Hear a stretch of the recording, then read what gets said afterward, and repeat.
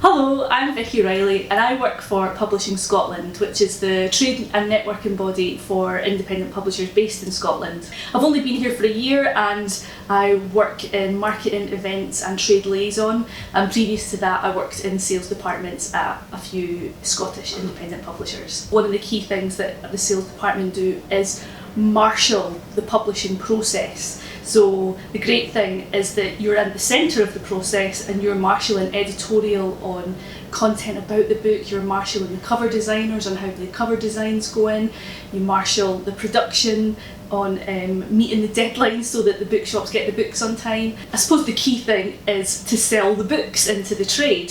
You spend your time speaking to buyers for bookshops, for chains, for wholesalers, and even non-traditional outlets which you wouldn't think sell books but might stock books for gifts and things like that. So there's various roles in a sales department. Sort of at the very top you get a sales director who is in charge of creating the strategy for the bookshop. So depending on what kind of book that you've got, whether it's crime fiction, so it fits in a genre, or if it's non-fiction, and then you have a notion of how the market for that kind of book works. So you create your strategy, which you then transmit to people who are in charge of key accounts. And key accounts can be chain bookshops like Waterstones, wholesalers, library suppliers, things like that. And then there's the other part where you might marshal a sales repping team.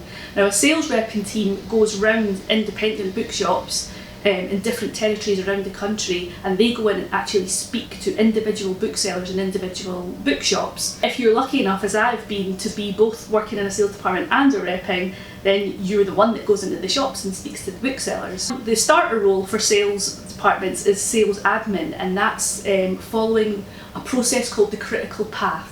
And that means getting together all the information you need about a book and sending it out to all the people that need to know about the book. So that's where you start, and then you work your way up to hopefully creating a strategy. My favourite part of working in sales was speaking to booksellers, because as somebody who is enthusiastic about books and reading, it's just joyful to speak to other people who are enthusiastic about books and reading. One of the favourite books that I worked on was the third novel, The Brilliant and Forever by Kevin McNeill. He is one of the best contemporary Scottish writers, so if you've not read any of his novels, I would heartily recommend them. I worked with Waterstones and negotiated that it would be part of the book of the month for its release date. We did a proof copy mail out so that we could get everybody excited about it, and what I also did with that was I created a little marketing booklet as well, because when you send out proof copies to booksellers, you know that they're going to get 1 million copies of books. So what I did was put together a leaflet where it gives you a flavour and a sense of the book without having to read the book. So we would do quotes, and I would get blurbs from everybody in the publishing company about what they loved about it, so that the booksellers could get a sense of why we were really excited about it and why readers should be excited about it. The first thing, which is probably pretty obvious, but that is to read as much as you can, because the more you read and the more different kinds of books you read, the more you get to know how each genre works, and that can be in fiction and non-fiction.